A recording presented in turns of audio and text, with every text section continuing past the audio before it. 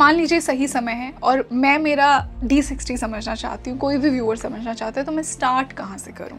तो D60 का जो लग्न है वो आपका पास्ट लाइफ का लग्न बताता है, और D60 चार्ट है वो आप पास्ट लाइफ में क्या चार्ट लेकर जन्मे थे वो बता रहा है। फर्स्ट हाउस की क्या इम्पोर्टेंस है? हमारा जो D60 का लग्न बनता है वो क्या कुछ बताता है पूर्व जन्म के कर्मों के बारे में? तो सपोजिंग D1 का लग्न आपका मेष है और D60 का लग्न आपका वृश्चिक है, ठीक है। सो मेष से वृश्चिक काउंट करेंगे तो कितना आया? 8 राइट, 8 आया। और यदि आप वृश्चिक से मेष काउंट करेंगे तो 6 आता है। 8 to 6 का बना हाँ, कनेक्शन। तो वो अष्टम षष्टम का एक कॉन्सेप्ट आता है। मैम, क्या ऐसे कॉम्बिनेशन होंगे D60 चार्ट में जो कि ये बताएंगे कि इस व्यक्ति के पूर्व जन्म का कर्म बहुत अच्छा है? आई एम आस्किंग कि एक ब्लेस्ड और पावरफुल D60 चार्ट कैसा दिखेगा? स्वग्रही हो या जुपिटर सैटर्न का कहीं कॉम्बिनेशन किसी का आ जाए, क्योंकि वो ओरिजिनल धर्म कर्म आधिपति योग का कॉम्बिनेशन है ना। यदि आपका मर्क्यूरी सैटर्न का किसी का कॉम्बिनेशन आ जाए,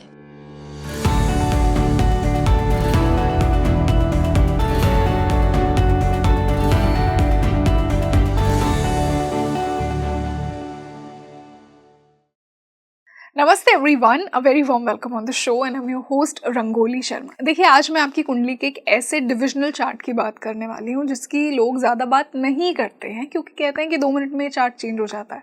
देखिए, D60 आज की जो मेरी गेस्ट है उन्होंने मुझे कहा है कि D1 से भी ज़्यादा इंपॉर्टेंट चार्ट है। एक ऐसा चार्ट है D60 जो कि सब कुछ बता सकता है आपके बारे में, आपके पिछले जन्मों की जर्नी, आपका स्पिरिचुअल प्रोग्रेशन, आपका स्पिरिचुअल कर्मा, पिछले जन्मों से आप क्या लेकर आ रहे हैं, ये D60 बताता है।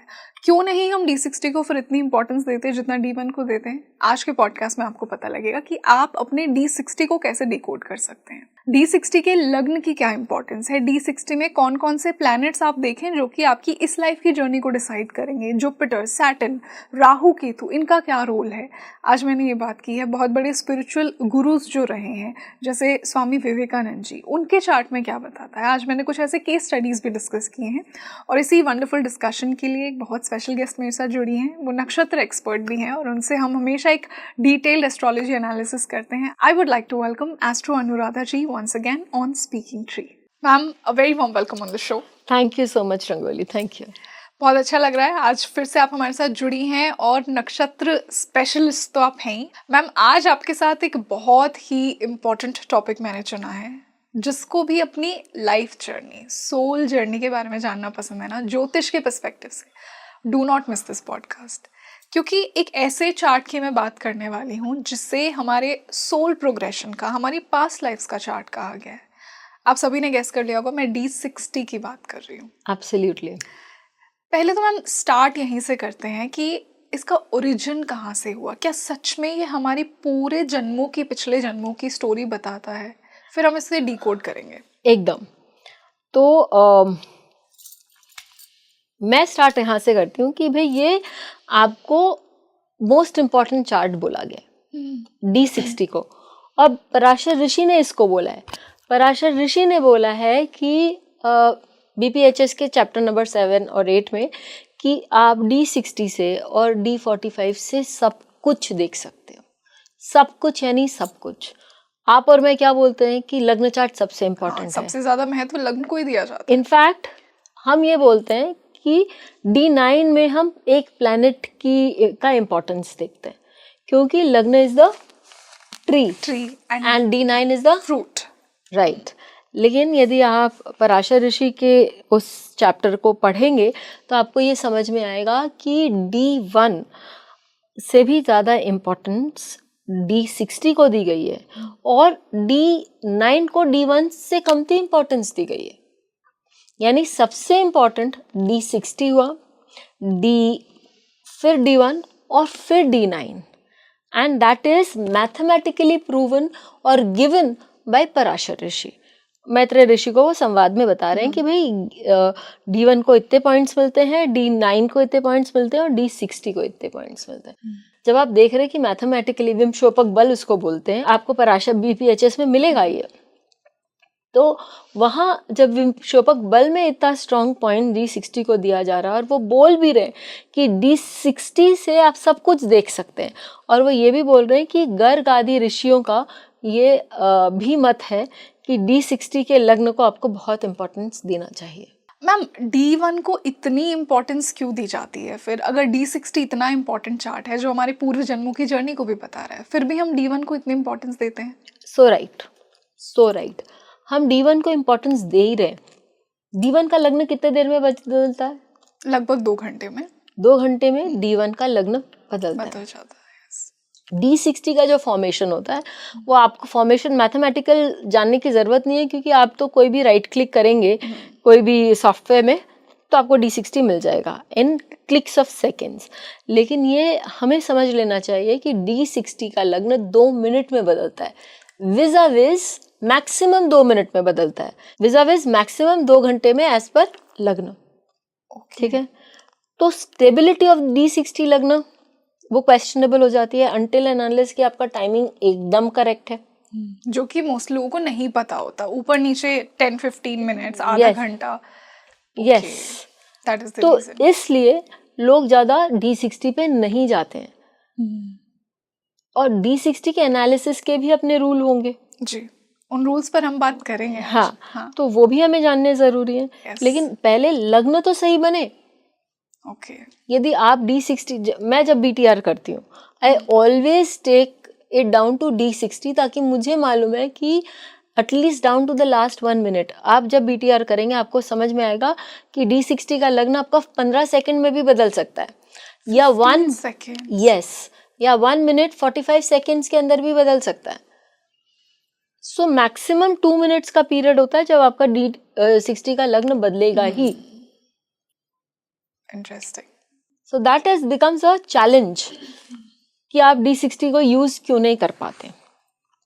मैम अब डिकोड करते हैं D60 को कि समझा कैसे जाए। मान लीजिए किसी के पास अपना सही समय है और जिसके पास नहीं है वो अपना बर्थ टाइम रेक्टिफिकेशन करवाएंगे तो उन्हें मिलेगा।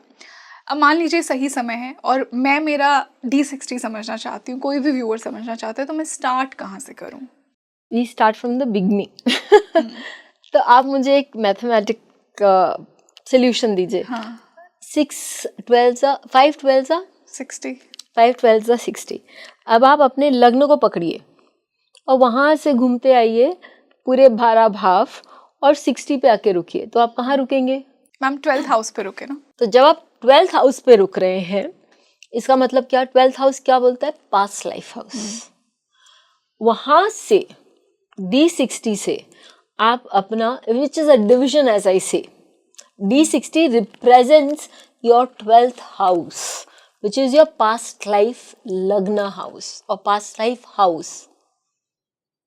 तो D60 का जो लग्न है वो आपका पास्ट लाइफ का लग्न बताता है, और D60 चार्ट है वो आप पास्ट लाइफ में क्या चार्ट लेकर जन्मे थे वो बता रहा है। ओके, मतलब recent, last to last past life का, रीसेंट पास्ट लाइफ, ये लाइफ नहीं, इससे भी इसका जो D1 का जो लग्न है वो आपका ये लाइफ का चार्ट बता रहा है, और D60 का जो लग्न है वो आपके पास्ट लाइफ का लग्न बता रहा है। You are born with that. मैं आपको एक, मतलब यहाँ पर बहुत लोगों को कंफ्यूजन होगा, सो मेरा आपका एक सिंपल सा सवाल है। आप देखिए कि D60 में कोई एक प्लैनेट एग्जॉल्टेड है जी। चलिए D60 में वीनस मेरा एग्जॉल्टेड है, ठीक है। इस लाइफ टाइम में D1 में मेरा वीनस डेबिलिटेटेड है। इसका क्या मतलब? जब मैं लास्ट लाइफ टाइम में जन्मी थी तो मैंने कुछ अच्छे पुण्य किए होंगे, या वीनस को लेकर मेरा कुछ अच्छा, क्योंकि हम कारक भी ले सकते हैं, वीनस को लेकर मेरे कुछ अच्छे कुछ कर्म रहे होंगे जिसके कारण मेरे को लास्ट लाइफ में एक एग्जॉल्टेड वीनस मिला मेरी लग्न पर या मेरे चार्ट में, D60 चार्ट में, और उस पूरे लाइफ टाइम में मैंने उस कारक को बर्बाद करने में कोई कसर नहीं छोड़ी कि आपको इस लाइफ में वो डेबिलिटेटेड मिला। वाओ। तो उस लाइफ में आपने क्या किया, उस लाइफ से इस लाइफ की जर्नी यदि हमें कंपेयर करनी है तो हमें D60 लेना चाहिए।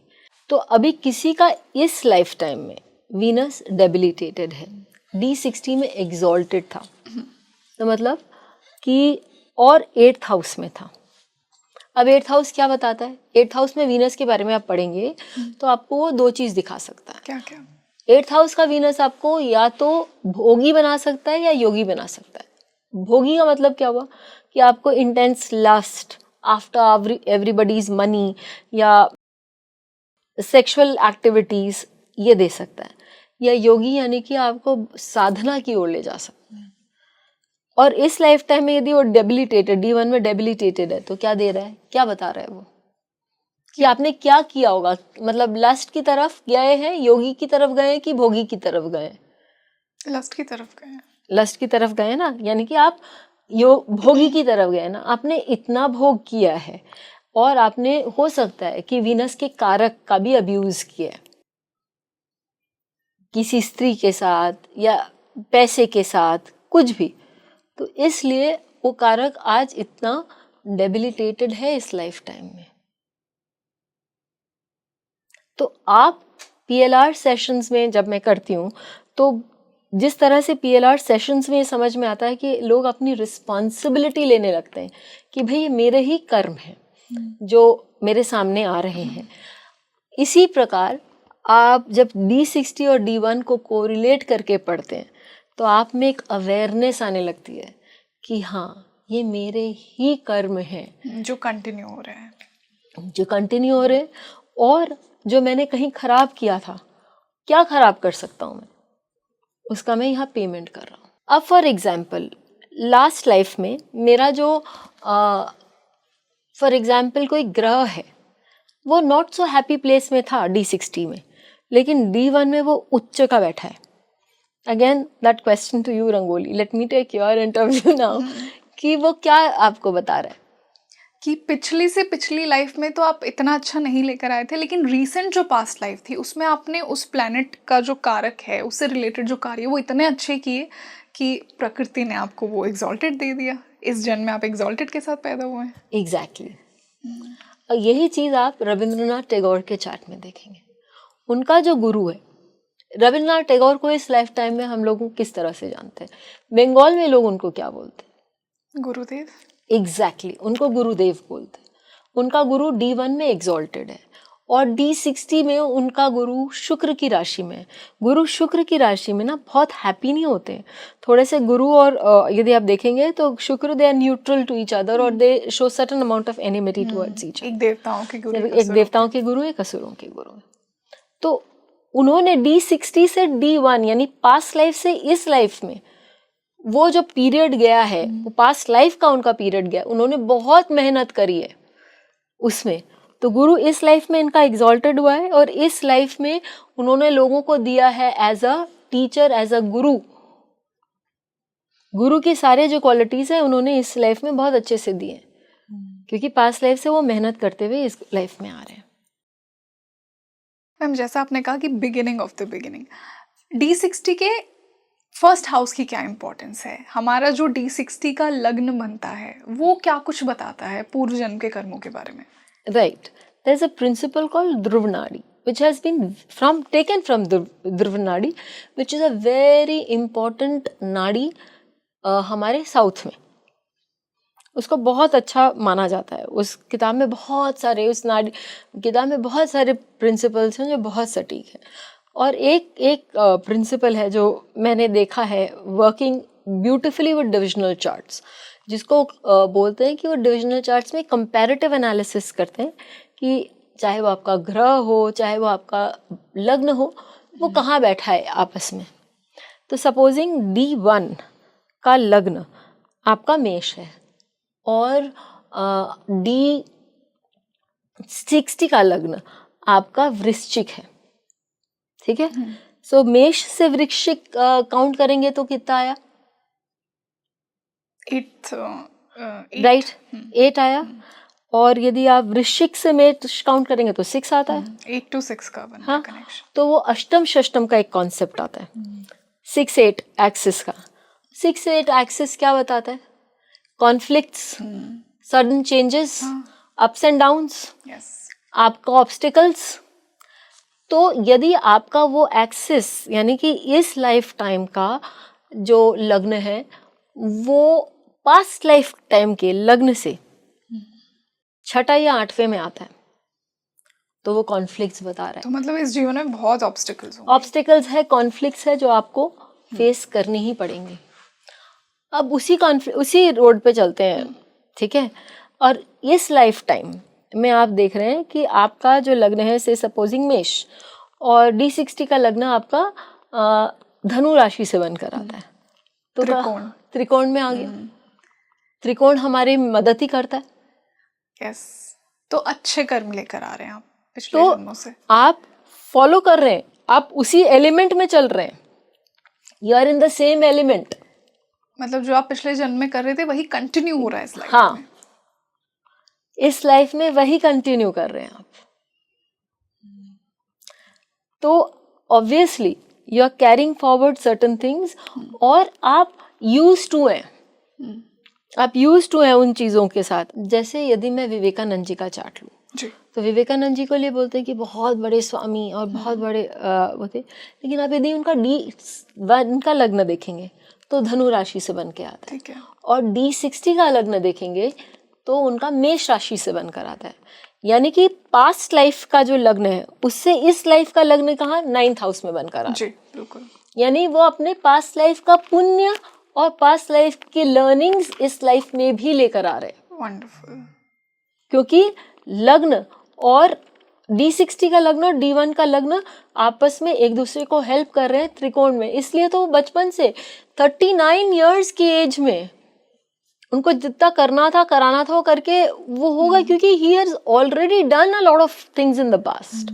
ही gathered that knowledge and now he new कि उनको किस रास्ते पे जाना है इस लाइफ टाइम में, क्योंकि उनके लग्न उनको सपोर्ट कर रहा था। वाह। और मैम यहीं से अगर केंद्र हो तो केंद्र कनेक्शन बने, केंद्र कनेक्शन में हो तो वो ऐसे लोग जो हैं वो बहुत मेहनत करते हैं, वो लोग मेहनत करेंगे।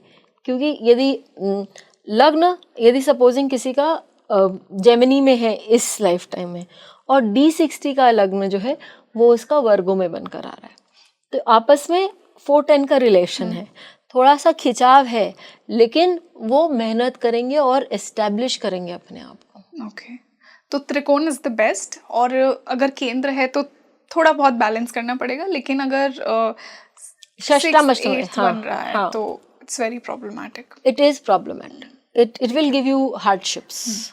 मैम अब मैं यहाँ पे ना प्लैनेट्स की भी बात करना चाहूँगी, राहु केतु की बात करते हैं, क्योंकि जब हम पास्ट लाइफ की बात करते हैं तो कहते हैं ना कि राहु डिज़ायर्स हैं, पिछले जन्मों की वो अधूरी इच्छाएं जो रह गई जिनकी वजह से आपने फिर से जन्म लिया। केतु आपके मोक्ष का कारक है। D60 में राहु केतु का क्या रोल आता है? D60 में भी राहु केतु का बहुत स्ट्रांग रोल है। मैं इनफैक्ट विवेकानंद जी के चार्ट से, क्योंकि हम उस पर कर ही रहे हैं तो उस पर ही आगे मैं बढ़ूंगी। देखिए राहु ये बोल रहा है कि आपका इंटेंस डिजायर कहाँ है, तो D60 के चार्ट में भी वो बता रहा है कि पास्ट लाइफ में आपका इंटेंस डिजायर क्या था, इस लाइफ में राहु जहाँ बैठा है वो बता रहा है कि आपका इंटेंस डिजायर क्या था। ठीक है, ठीक है। और अब केतु जिसको हम मोक्ष कारक बोलते हैं, मोक्ष का असली मीनिंग क्या होता है? मोक्ष का मतलब लेटिंग गो। केतु जहां बैठा है वो बोल रहा है कि थोड़ा सा करो और आगे बढ़ो, छोड़ दो इसको। तो उस व्यक्ति को वो जगह छोड़ने के लिए प्रयत्न करना पड़ेगा। विवेकानंद जी का चार्ट बहुत इंटरेस्टिंग है, बहुत ज़्यादा इंटरेस्टिंग है पास्ट।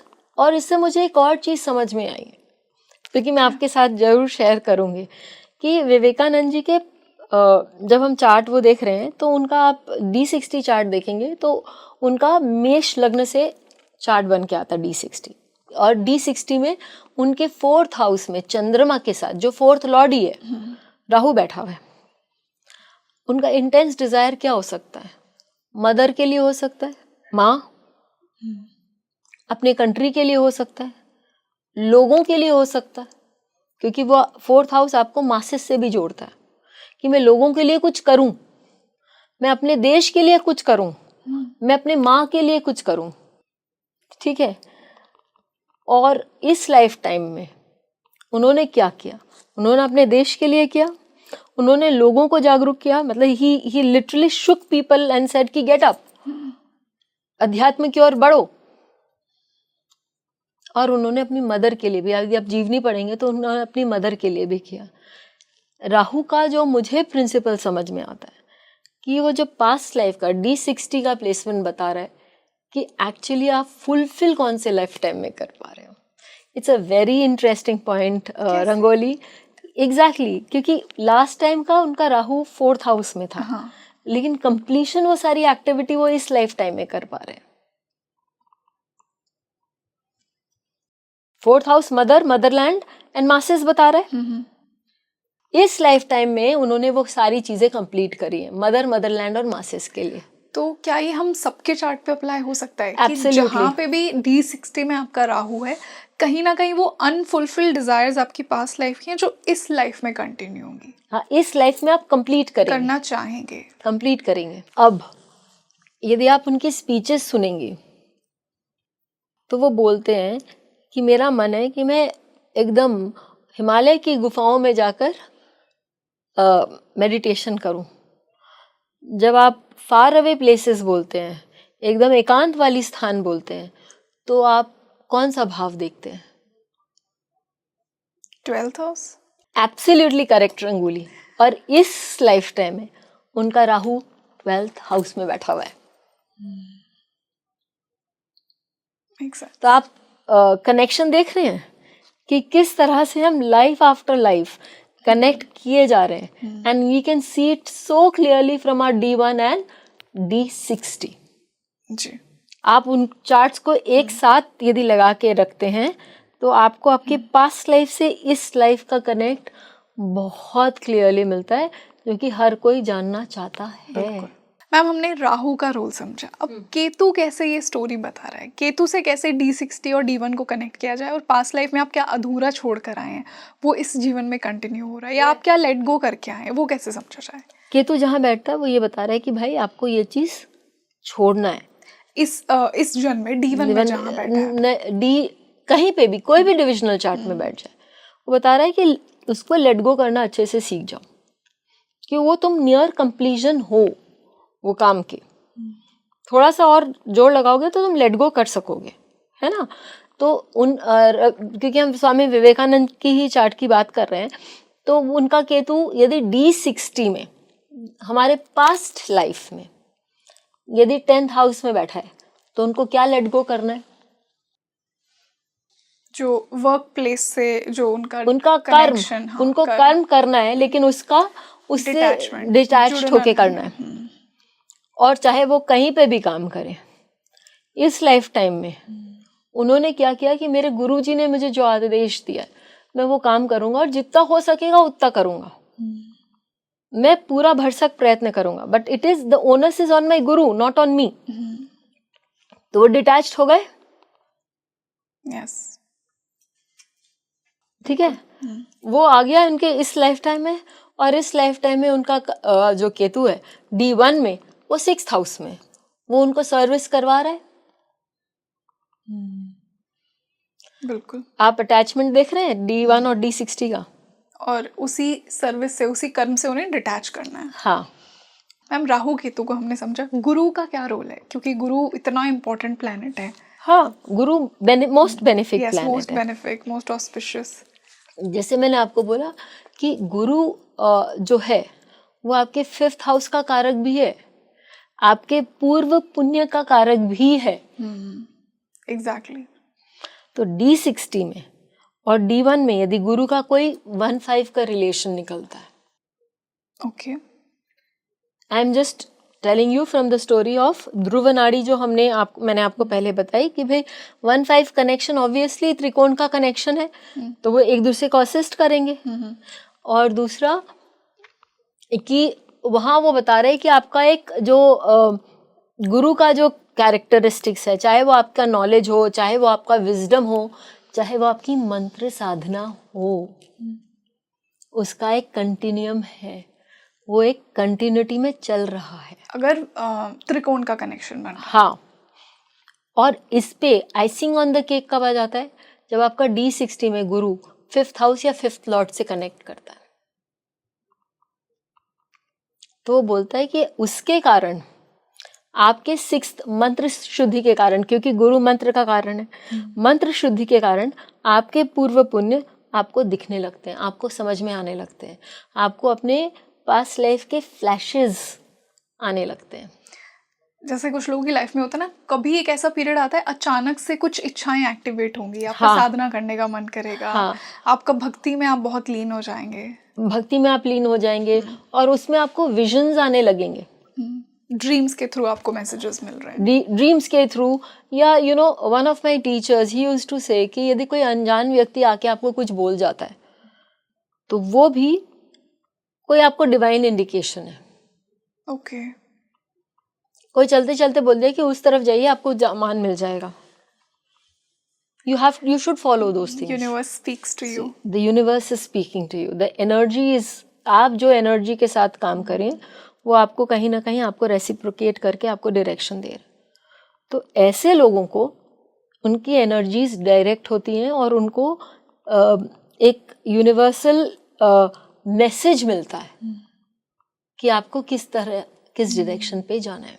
वंडरफुल। और मैम यहीं पे अगर केंद्र का कनेक्शन हो गुरु का, तो केंद्र का कनेक्शन हो गुरु का, देखिए यदि त्रिकोण का कनेक्शन, तो गुरु वो D60 का गुरु और D1 का गुरु एब्सोल्युटली इन सिंक है। अच्छा। एक तो सेम एलिमेंट में है और दूसरा वो एक दूसरे से रिलेटेड है, क्योंकि गुरु फिर अपने से 5th को दृष्ट करता है या अपने से 9th को दृष्ट करता है।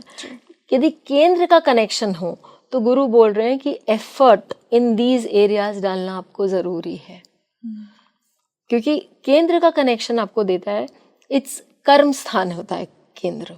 आपका 1, 4, 7, 10 वो विष्णु स्थान माना जाता है, जहाँ आपको कर्म करने पड़ते हैं। ठीक है, तो मतलब पास्ट लाइफ से इस लाइफ में यदि आपका गुरु केंद्र में गया है, तो गुरु जो आपके इस लाइफ टाइम के जो भाव हैं उनको लेकर आपको कर्म करना उसी पास्ट लाइफ वाले से। इट्स अ लिटिल डिफिकल्ट, लेकिन it's not impossible to understand. यदि आप अपना D60 चार्ट खोल के रखेंगे तो आपको बहुत ईजिली समझ में आएगा कि आपको कौन से लाइफ टाइम में क्या काम करना है। और मैम वहीं पे अगर 6th 8th का कनेक्शन बन जाए तो ये प्रॉब्लमैटिक होगा। 6th 8th का कनेक्शन, हाँ, तो आप में कहीं ना कहीं विजडम की कमी है। अच्छा।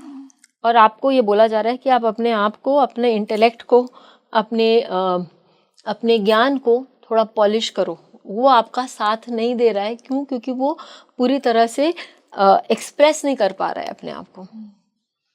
तो हो सकता है कि कहीं उसके पढ़ने लिखने में या उसके दूरदर्शिता में, लॉन्ग साइटेडनेस जिसको बोलते हैं ना, कि आप में एक दूरदर्शिता है कि आप देख सकते हैं कि चीज़ें कैसे रिजॉल्व करेंगी, उसमें आपकी कहीं कमी है और उसके कारण लाइफ में प्रॉब्लम्स आएंगी। शनि की बात करते हैं, कर्मों का दाता, कर्मों का प्लैनेट शनि। शनि को कैसे भूल सकते हैं? शनि का क्या रोल होगा D60 में, जो कि आपकी इस लाइफ के जन्मों के कर्मों को डिसाइड करेगा? कहते हैं ना कि आप तो लकी ही पैदा हुए हैं क्योंकि आपने पिछले जन्म में बहुत अच्छे कर्म किए। हाँ। क्या कर्म किए? शनि कैसे बताता है? D60 में कैसे डिकोड किया जाए शनि को? मैंने आपको ये बोला, लग्न के लिए बोला कि 1-5 में हो, और शनि जो है वो बताते हैं कि आप मतलब कर्म कारक है, वो कर्म करना चाहता है और आपको वो कर्म पूरे करवाएगा। ठीक है, तो आपके कहाँ कर्म, आपके यदि शनि D1 और D10 में D60 में रिलेटेड हैं, तो आप देखेंगे कि आप वैसे कर्म करेंगे जो आप पास्ट लाइफ से लेकर आ रहे हैं। Again it's a continuous flow. और यदि वो रिलेटेड नहीं है, फॉर एग्जाम्पल अमिताभ बच्चन को सबको बोलते हैं कि बहुत ग्रेट एक्टर है, ग्रेट एक्टर है, ग्रेट एक्टर है। मैं ये बोलूँगी कि अमिताभ बच्चन तो पास्ट लाइफ से भी यही काम कर रहे थे। सबसे पहले मैं D1 का लग्न और D60 का लग्न ले रही हूँ।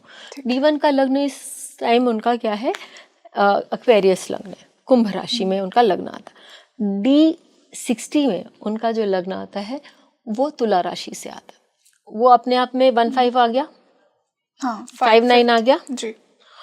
तो ये मतलब हो रहा है कि there is a steady flow और अनअब्स्ट्रक्टेड फ्लो है, आराम से उसी लाइन पे आदमी काम कर रहा है, उसी तरफ जा रहा है, उसका भाग्य उसको इस लाइफ में, पास्ट लाइफ से इस लाइफ में उसको साथ दे रहा है, ठीक है।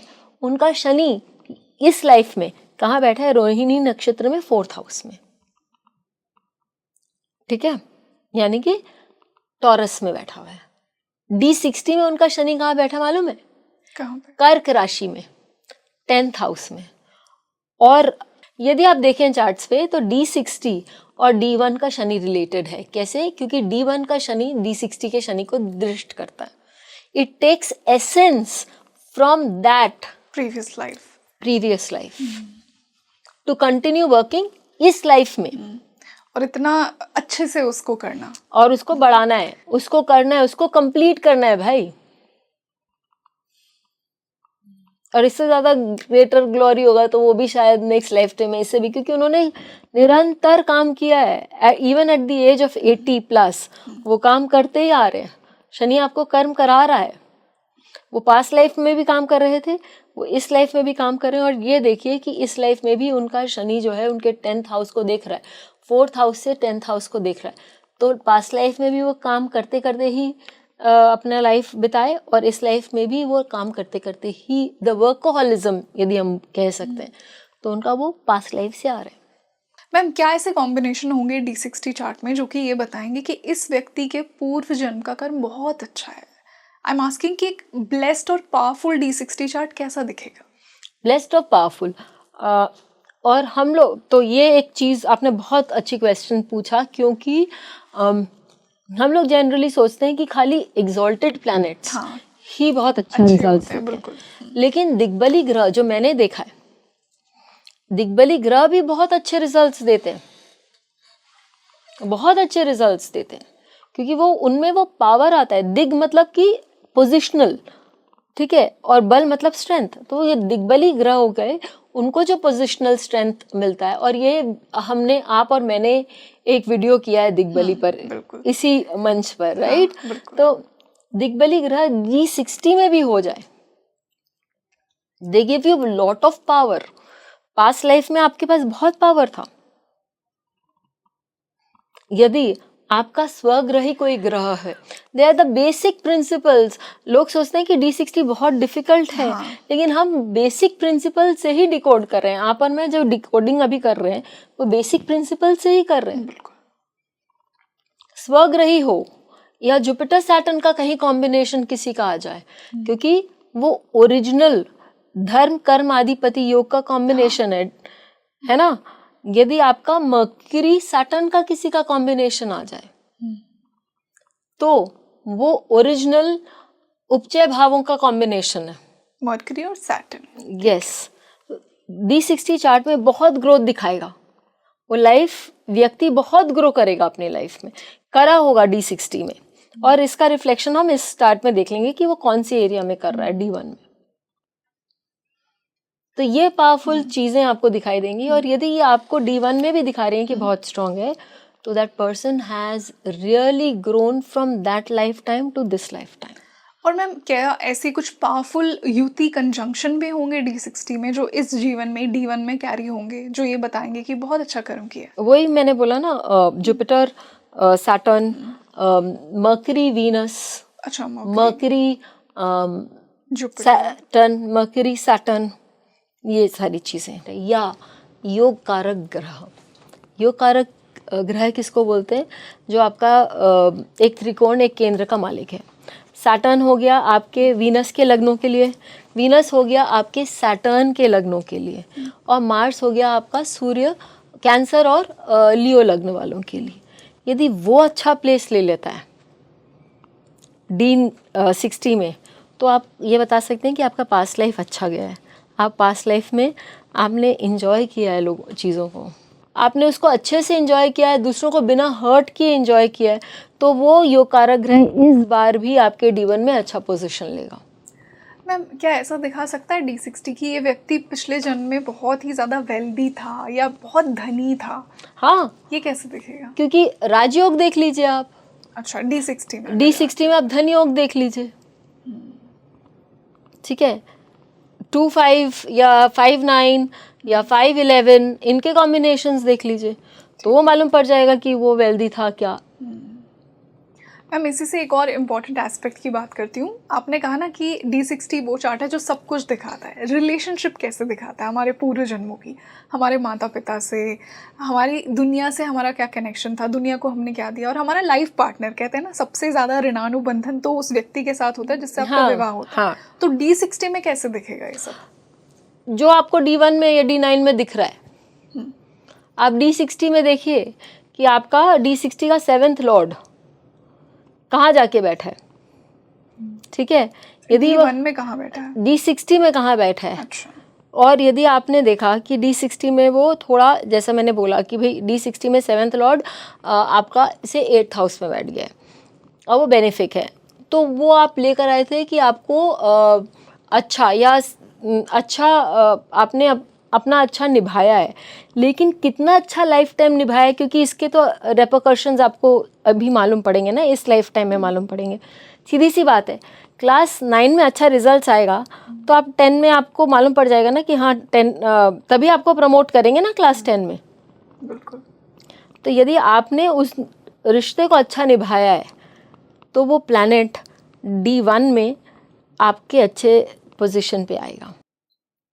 और यदि आपने वो रिलेशन अच्छा नहीं निभाया है, चाहे वो मदर के साथ हो, चाहे वो फादर के साथ हो, चाहे वो ब्रदर के साथ हो, तो यहाँ पर भी रिफ्लेक्ट करेगा कि भाई तुमने काम करना बाकी है भाई, तुमने अच्छा काम नहीं किया और इस टाइम अच्छा काम कर लो ताकि तुम्हारा नेक्स्ट जन्म सुधर जाए। मैम फॉर एग्जाम्पल, अगर हम एग्जाम्पल के बेसिस पे अगर इसे समझें तो क्या होगा? तो चलिए भाई का रिलेशन देखते हैं। यदि मेरा मकर लग्न है फॉर एग्जाम्पल, तो मेरा 3rd हाउस क्या हुआ? पाइसिस। तो अब हम देखेंगे कि गुरु D60 में कैसा है, अच्छा है, ठीक है। इस लाइफ टाइम में गुरु कहाँ बैठा है? D1 में। सपोजिंग D1 में गुरु कोई अच्छी जगह बैठ गया है, मैंने अपने भाइयों के साथ या छोटे भाई बहनों के साथ अच्छा रिलेशन, एक्सॉल्टेड 4th में बैठ गया, हाँ, मैंने अपने भाई बहनों के साथ अच्छा रिलेशन रखा है, I have done good, they have blessed me, and that is why guru अच्छा जाके बैठा है। मैम मान लीजिए कि D60 में तो गुरु अच्छा बैठा है, लेकिन D1 में इस जन्म में अच्छा नहीं मिला, तो इसका क्या मतलब है? वही जो हमने शुरू में ही बात करी थी ना कि अच्छा नहीं किया उस समय, अच्छे D60 में अच्छा था, हाँ। तो मैं हो सकता है कि पास्ट से मैं अच्छा उनके साथ बिहेव किया था, मेरे कर्म अच्छे थे, तो उनसे मुझे बहुत लाभ मिला उस जीवन में, ओके, लेकिन मैंने उनको कुछ नहीं दिया, खाली लिया उनसे। You can't always be a taker, आपको देना भी चाहिए ना, आपको बैलेंस करना है ना अपना शीट। तो इस जन्म में यदि गुरु खराब हो गया है तो ये बोल रहा है कि भाई बहुत बटोर लिए, अब वापस रिटर्न कर दो थोड़ा। मैम ऐसा कहते हैं ना कि आपके जो टैलेंट्स आ रहे हैं वो पूर्व जन्म से आ रहे हैं। जैसे हम कुछ छोटे बच्चों को देखते हैं, बहुत छोटी आयु में वो आपको इंस्ट्रूमेंट बजाते हुए दिखेंगे, हाँ। बहुत टैलेंटेड होंगे, बहुत स्किलफुल होंगे। ये D60 कैसे वेरीफाई करता है कि ये सोल इतनी ब्लेस्ड है, इतना टैलेंट पूर्व जन्म से लेकर आ रही है? एकदम। तो आप जैसे मैंने बोला कि वो काम निरंतर करती जा रही है, करत करत अभ्यास जड़मति होत सुजान, यानी कि आप अभ्यास करते ही जा रहे हो।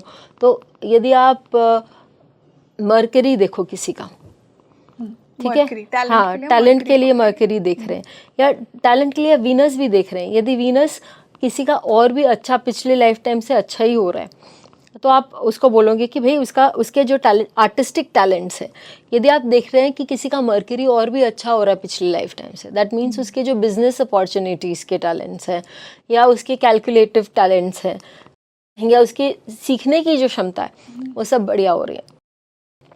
और एज आई सेड कि अपने शास्त्रों में, सनातन में, there is no such thing called death, it is always life after life. तो आपने जो आज सीखा है, शरीर बदल रहा है, लेकिन आपका जो आपने जो सीखा है, जो आपने समझा है, वो हमारे और अपने जो कर्म किए हैं वो हमारे संचित कर्म के स्टोर हाउस में जा रहा है। एंड यू टेक समथिंग, क्योंकि आपको फिनिश करनी है कुछ चीज़ें, आपको अपनी वो जर्नी फिनिश करने के लिए वो चीज़ों को फिनिश करते हुए आगे बढ़ना है, तो आप लेकर आते हैं, यू वांट टू कंप्लीट ना, आप अपना कोई भी लेसन अधूरा नहीं छोड़ना चाहते हैं ना। आप बोलते हैं आज नहीं हुआ कोई बात नहीं, कल सवेरे उठ के मैं पढ़ लूँगी, बचपन में ये बोलते थे एग्जाम्स के पहले, हाँ फिनिश करना। तो वो आप लाइफ में भी ऐसा करते हैं कि आप पिछले जन्म में आप का शरीर बूढ़ा हो गया, आपकी साधना पूरी नहीं हुई, तो आप इस तरफ ये करना चाह रहे हैं। एंड मैं आपको एक एग्जाम्पल देती हूँ which is really mind blowing if I can say so. आप जूलियन असैंग, क्योंकि हम बहुत ज़्यादा अपने यहाँ पर बहुत सारे डिटेक्टिव्स के बारे में नहीं जानते, लेकिन जूलियन असैंग बोल के एक बहुत स्ट्रॉन्ग, बहुत नामी डिटेक्टिव तो मैं नहीं बोलूँगी, एक व्यक्ति हुआ जो कि यूएस में सिक्योरिटीज़ में काम करते थे, यूएस के इंटरनल सिक्योरिटीज़ एजेंसीज़ में काम करते थे, जैसे एफबीआई हुआ और उनका इंटेल हुआ, उसमें वो काम करते थे। इनफैक्ट उनकी पूरी फैमिली उस इंटेल में काम करती थी। और उन्होंने देखा कि इंटेलिजेंस के नाम पे कॉमन मैन के बहुत सारे सीक्रेट्स जो उनको जानने की भी ज़रूरत नहीं है, वो यूएस इंटेल के पास आ रहा है। तो he and that was not the done thing, कि कॉमन मैन को मालूम भी नहीं है कि उसके साथ क्या हो रहा है। तो उन्होंने क्या किया कि उन्होंने सारा डेटा लोगों के सामने फार्श कर दिया। और मैं नक्षत्र सब जगह देखती हूँ। यहाँ पे नक्षत्र का क्या रोल आया, कैसे आया, कौन सा नक्षत्र आया? एग्जैक्टली तो उनके पास्ट लाइफ में उनका जो चंद्रमा है D60 का चंद्रमा सद्भिष नक्षत्र में है। सद्भिष इज अ नक्षत्र ऑफ अ डिटेक्टिव। मैंने इस पर एक वीडियो बनाया है धुरंधर और सबको लिख के। सद्भिष इज अ नक्षत्र ऑफ अ डिटेक्टिव। जो वरुण देव हैं वो उनकी आंखें चारों तरफ है और वो रूथलेसली सबको देख रहे हैं कि कौन क्या कर रहा है और उसका डेटा कलेक्ट कर रहे हैं। और इस लाइफ टाइम में उनका जूलियन असैंग का जो चंद्रमा है वो आता है स्वाति नक्षत्र में, जिसकी शक्ति है प्रध्वंसन शक्ति या वायुदेव का नक्षत्र। वायुदेव क्या करते हैं, सारी चीज़ों को फैलाते ही तो हैं। इस लाइफ टाइम में उन्होंने क्या किया रिवील कर दिया, बता दिया। एग्जैक्टली पास्ट लाइफ से इकट्ठा करते आ रहे हैं। अब आप बोलोगे कि तो विकिपीडिया तो अभी हो रहा है, लेकिन उनकी जो सर्च, उनका जो रिसर्च है, कहीं ना कहीं वो शुरू कभी था, उस लाइफ टाइम में वो एक्सप्रेस नहीं कर पाए। Make sense. वो इस लाइफ टाइम में उन्होंने एक्सप्रेस किया। मैम इसी से एक और इम्पॉर्टेंट सवाल ये आता है कि जब भी हम पास्ट लाइफ की बात करते हैं ना, D1 की, लग्न की, उसमें हम कहते हैं आप अपने 5th हाउस और 9th हाउस को देखो। D60 में 5th हाउस और 9th हाउस का क्या कनेक्शन बनता है, क्या वो उससे वो उससे भी आगे लाइफ टाइम में चला जाता है, पास्ट टू पास्ट। यस, क्योंकि पास्ट यहाँ आपने क्या पुण्य आप लेकर आए हैं, D60 से यहाँ क्या पुण्य लेकर आए हैं D1 में, वो आप 5 और 9 से देख सकते हैं। तो obviously you go back 2 steps to see what you did in the last lifetime. तो मैम इतना हमने मास्टर क्लास की आज पूरा D60 के ऊपर, डिफरेंट सिनेरियोज हमने डिस्कस की। Any last tip that you want to give to my viewers today? Absolutely. If there is a planet sitting in the lagna in D60, उसके भाव देखो, वहाँ यदि कोई ग्रह है तो वो ग्रह बहुत इम्पोर्टेंट है। मैं जस्ट आपको ये बताती हूँ, सपोजिंग मेरा कर्क लग्न है D60 में और मेरे कर्क लग्न पर D60 पर गुरु बैठे हुए हैं और मीन राशि में मेरा कोई ग्रह है, शनि है, तो शनि मेरे लिए लाइफ में बहुत इम्पोर्टेंट है, इस लाइफ में भी बहुत इम्पोर्टेंट है। और ये आप अपने चार्ट्स पे लगाइए और ये आप हमको इस वीडियो में लिख दीजिए, बताइए कि आपने अपनी पास्ट लाइफ को कैसे डिकोड किया, जो रीसेंट पास्ट लाइफ थी, आज के इस डिस्कशन के बाद। तो मैम आज हमने बहुत से डिफरेंट सिचुएशंस डिस्कस की when it comes to D60 and I am sure कि बहुत ज़्यादा क्लैरिटी हमारे व्यूअर्स को मिली होगी and I am so happy by the end of this discussion, क्योंकि आई एम श्योर कि थोड़ा सा ना लाइफ की और क्लैरिटी मिल जाती है जब आप थोड़ा डिटेल में अपने पूर्व जन्मों के बारे में सोचते हैं, चाहे वो आप किसी फॉर्म में सोचें, PLR हो या फिर एस्ट्रोलॉजी में D60 के माध्यम से ही हो। So I am so grateful that you join this today. Thank you so much. Thank you so much Rangoli. So you let me know in the comment section कि आप अपने D60 को कैसे डिकोड करेंगे, आपके D60 का लग्न क्या है, कौन से प्लैनेट्स एक्सॉल्टेड बैठे हैं, डेबिलिटेटेड बैठे हैं, आप किस प्रकार आज के इस डिस्कशन के बाद अपने D60 की जर्नी को समझने वाले हैं। आपके जो भी डाउट्स हैं आज के इस पॉडकास्ट के बाद मुझे कमेंट सेक्शन में ज़रूर बताइए। आपकी जो क्वेरीज हैं आई एम श्योर बहुत सारी होंगी, क्योंकि D60 के बारे में ना ज़्यादा बात होती नहीं है। आज हमने बात करने की कोशिश की है। आने वाले पॉडकास्ट में मैं और ऐसे कौन से टॉपिक्स पर बात करूँ या D60 को ही और किस प्रकार से कंटिन्यू करूँ, do let me know in the comment section. I keep bringing you such insightful astrology discussions on Speaking Tree. This is your host Rangoli Sharma. I'll see you in another podcast. Namaste.